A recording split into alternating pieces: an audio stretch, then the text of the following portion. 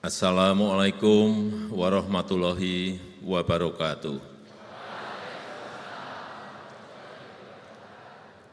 Salam sejahtera bagi kita semuanya.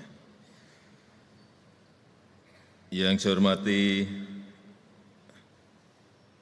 para Menteri Kabinet Indonesia Maju hadir bersama saya, banyak sekali pada pagi hari ini Menteri yang hadir.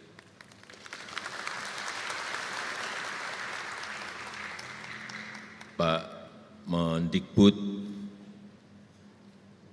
Pak Menteri Pertanian, Bu Menteri Kehutanan dan Lingkungan Hidup, Pak Menteri UKM dan Koperasi, Pak Menseknek, Bu Menaker, tadi belum kelihatan, sekarang sudah hadir juga Pak Menteri Investasi,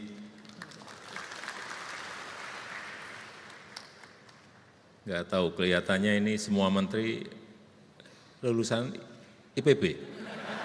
Enggak, kalau anak saya 2 lulusan IPB.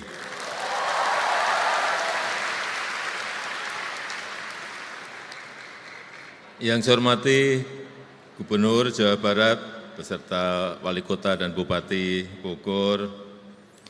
Yang saya hormati Bapak Rektor IPB beserta para Wakil Rektor, seluruh Senat Akademik, Dewan Guru Besar, dan seluruh dosen, tenaga pendidik, seluruh mahasiswa, keluarga besar IPB yang saya hormati, hadirin dan undangan yang berbahagia. Pertama-tama saya ingin menyampaikan kepada keluarga besar Institut Pertanian Bogor, selamat Dies Natalis yang ke-60.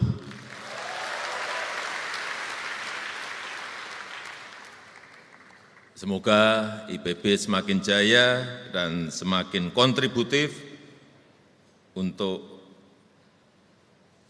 memecahkan permasalahan bangsa dan berkontribusi untuk kemajuan bangsa. Saya tadi waktu masuk sudah ditunjukkan oleh Pak Rektor banyak sekali inovasi-inovasi yang menghilirkan, hilirisasi dari inovasi bisa masuk ke industri, dan saya harus menyampaikan apa adanya. Luar biasa.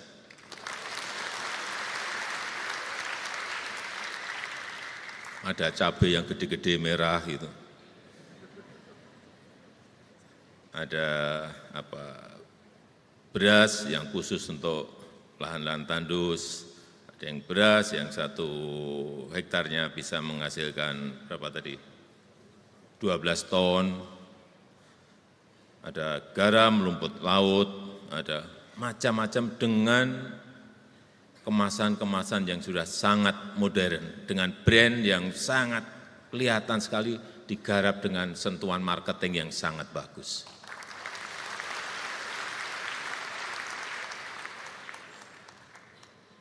Ini Pak Menteri Pertanian, yang beras tadi diambil itu. Yang cabai gede-gede juga diambil, berikan ke petani sebanyak-banyaknya.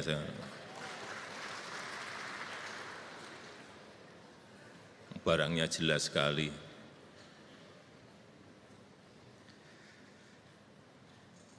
Buat saya IPB sangat spesial, karena sebelum saya terima undangan untuk acara Dies Natalis IPB ini, tanggal 1 September, kebetulan saya nggak bisa, sudah bertabrakan dengan jadwal yang sudah direncanakan. Saya diberitahu, Pak, tapping saja, kirim video. Waduh, bisa dimarahi keluarga besar IPB saya kalau seperti itu. Karena memang sejak awal saya sudah disampaikan oleh Pak Rektor, Pak nanti waktu Dies Natalis ke-60 hadir. Insya Allah saya hadir. Saya sampaikan semangat gitu. Ternyata tanggalnya tadi tanggal 1 September bertabrakan dengan jadwal lain. Dan akhirnya pada pagi hari ini kesampaian saya bisa hadir di sini.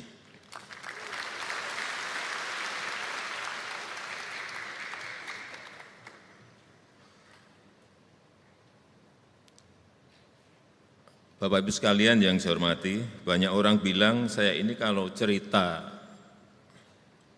soal potensi tantangan-tantangan ke depan, soal krisis, baik krisis energi, krisis pangan, krisis ekonomi, soal disrupsi teknologi, banyak yang bilang Presiden itu nakut-nakutin saja. Dan kelihatan Presiden itu terlalu khawatir. Enggak seperti itu. Saya tidak pernah takut dan saya tidak pernah khawatir mengenai yang tadi saya sampaikan, mengenai krisis energi, krisis pangan, mengenai disrupsi teknologi, enggak. Karena kalau saya khawatir, kita khawatir, disrupsi teknologi juga akan datang dan sudah datang. Kenapa kita harus takut? Kita juga tidak perlu khawatir, karena disrupsi teknologi juga tetap datang dan akan datang. Setiap hari perubahannya begitu sangat cepatnya. Jadi apa gunanya kita khawatir, apa gunanya kita takut? Banyak yang menyampaikan ini nanti urusan ketenaga kerjaan akan diambil alih oleh mesin-mesin cerdas. Enggak seperti itu. Jadi tidak perlu takut dan tidak perlu khawatir. Kalau saya lebih senang, lebih suka, ya kita tahu tantangan ke depan. Ya kita paham sulitnya apa yang akan kita hadapi ke depan. Oleh sebab itu kita lakukan ini, kita lakukan ini, kita lakukan ini. Solusinya begini, solusinya begini, solusinya begini. Jadi sekali lagi, kita tidak perlu khawatir dan kita tidak perlu takut. Kita song-song disrupsi teknologi dengan tadi yang sudah disampaikan oleh Prof. Arief tadi secara gamblang dan menumbuhkan optimisme kita bahwa kita mampu, kita bisa.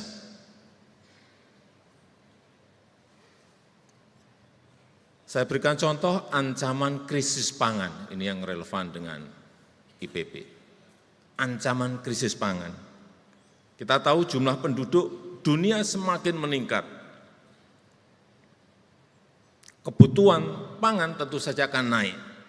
Seperti di Indonesia ini kenaikan per tahun 1,25% penduduk kita. Kemudian ada ancaman perubahan iklim. Kemarau, seperti sekarang orang sudah mulai bingung karena ada super El Nino. Kemudian juga kenaikan suhu, kenaikan air laut. Ya kalau kita pikirkan secara ini ya khawatir, tapi saya kira tidak perlu khawatir. Yang paling penting solusinya seperti apa. Kemudian juga geopolitik yang semakin memanas. Rivalitas antara negara-negara besar. Perang Ukraina yang berkepanjangan tidak selesai-selesai. Saat itu saya ingat saya bertemu dengan Presiden Zelensky di Kiev, di Ukraina. Saya diskusi 2,5 jam, berbicara 2,5 jam dengan Zelensky. Beliau menyampaikan, di Ukraina itu ada 77 juta ton wheat, gandum, yang tidak bisa keluar untuk diekspor biasanya masuk ke Afrika dan masuk ke Asia. 77 juta ton berhenti. Karena pelabuhan Odessa diblok oleh Rusia. Dari Ukraina, saya ke Rusia. Bicara dengan Presiden Putin, 3 jam saya berbicara. Akhirnya saya keluar lagi angka. Presiden Jokowi, di Rusia ini ada 130 juta ton gandum berhenti. Artinya ada total 207 juta ton gandum berhenti di Ukraina dan di Rusia. Terus kalau berhenti, yang biasanya diekspor, makan apa? Itulah konteks geopolitik yang berhubungan dengan krisis pangan. Di Eropa harga gandum naik, di Afrika harga gandum naik, di Asia gandum naik. Kita semuanya rakyatlah yang dirugikan. Dan lebih repotnya lagi, ditambah lagi kemudian 19 negara sudah membatasi ekspor pangan, menyelamatkan rakyatnya sendiri-sendiri. India baru saja stop ekspor beras.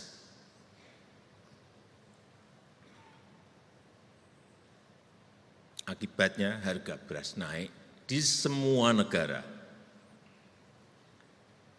Kita mau memperbesar cadangan strategis beras kita, mau impor juga barangnya sulit didapatkan, tidak seperti yang lalu-lalu.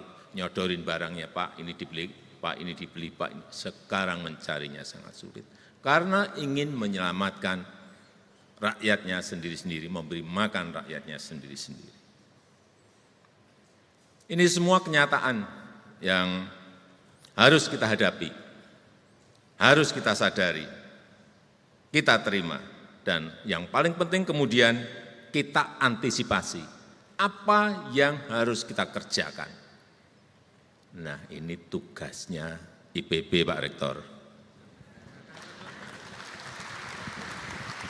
Urusan pangan ini sudah serahkan ke IPB.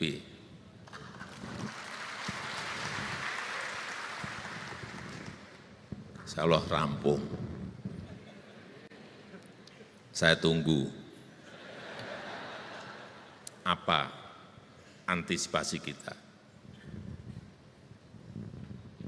Rencana dan pelaksanaannya harus seperti apa.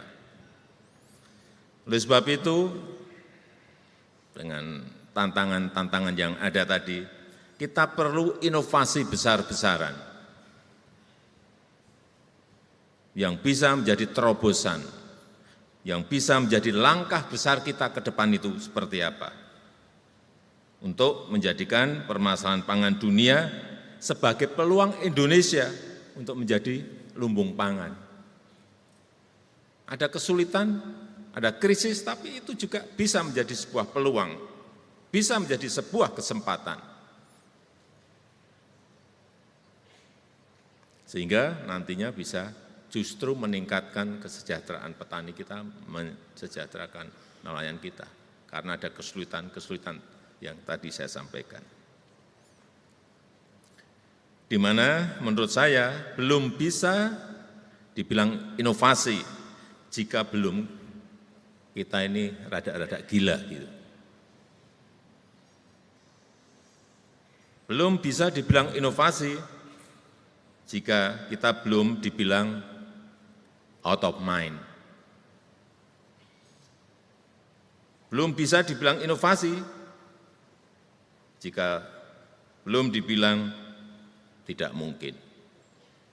Karena inovasi semestinya memang bukan hal yang biasa-biasa saja.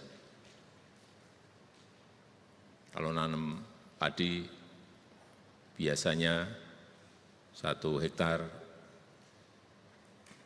berapa Pak Mentan? Rata-rata kita berapa? 5,9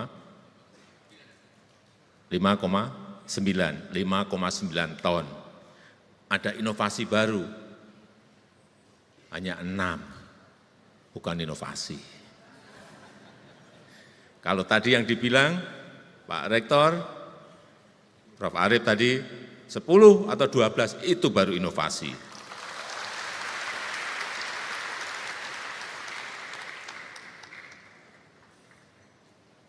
Dan saya setuju dengan konsep sustainable and inclusive agro maritime yang dikembangkan oleh IPB University. Ini bisa menjadi bagian penting dalam inovasi ekosistem pangan kita.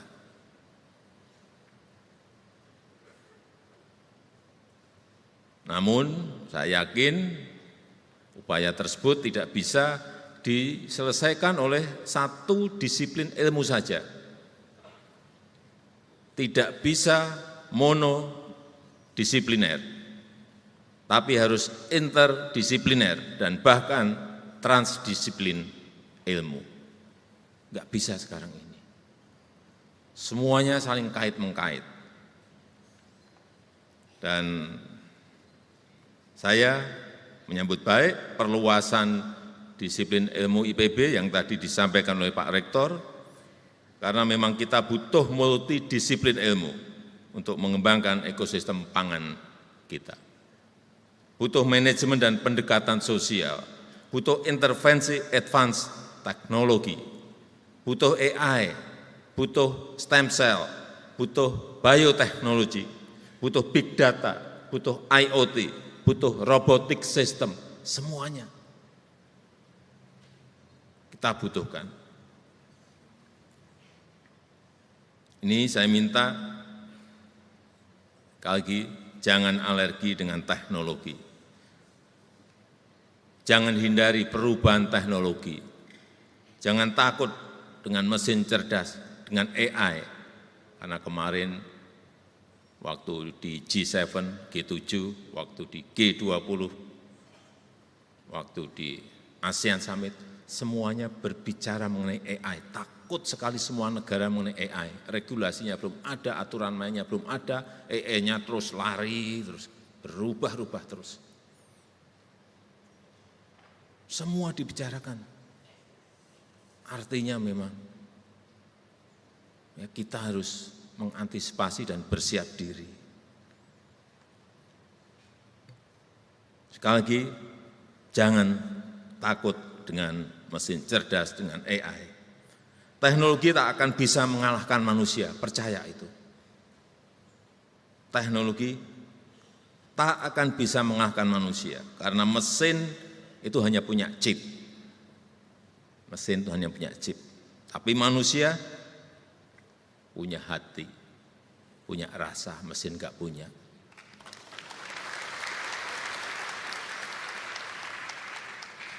Dan saya percaya bahwa ciptaan Allah SWT akan selalu lebih unggul dan lebih mulia.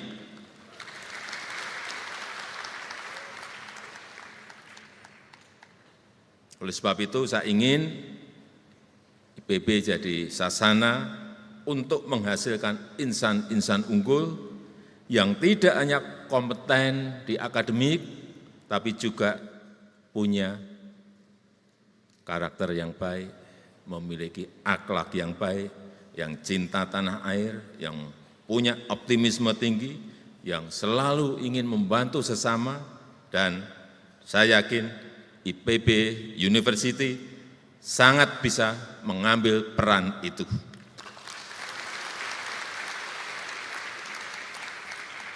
Saya rasa itu yang ingin saya sampaikan. Terima kasih. Wassalamualaikum warahmatullahi wabarakatuh.